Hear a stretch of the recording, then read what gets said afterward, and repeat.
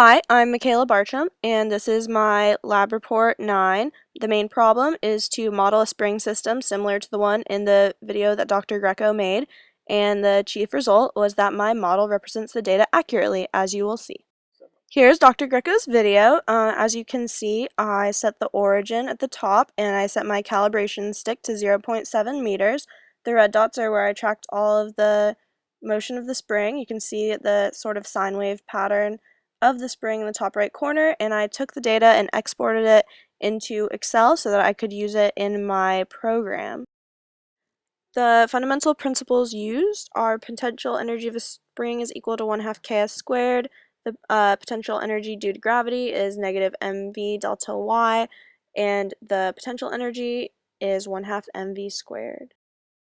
Here's my code. I just had to add the US to a couple of parts. I had to set it initially and right here, and then I had to add it in when the energy was being calculated in this area, and then I ended up graphing it in the end right here, and that modeled Dr. Greco's video because he added the spring to the system. And this way, the system has zero work done on it because the spring is part of the system, and before it wasn't. So before there was work, but now there isn't. When I run my code, this is what I get.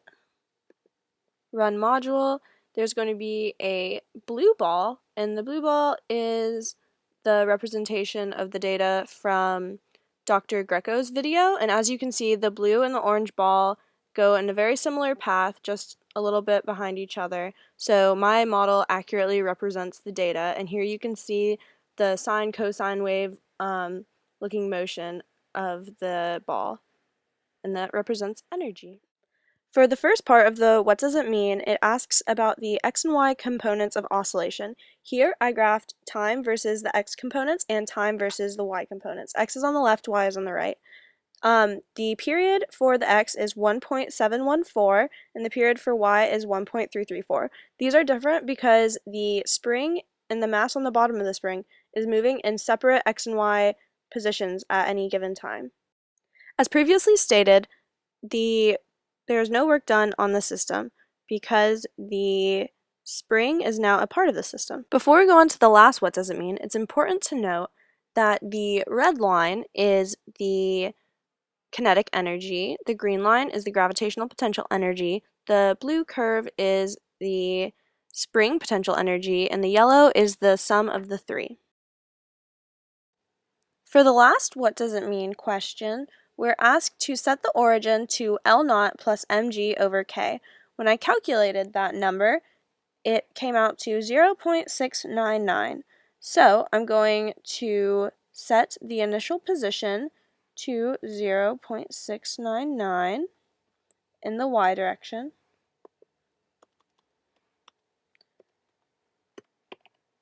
And run my code.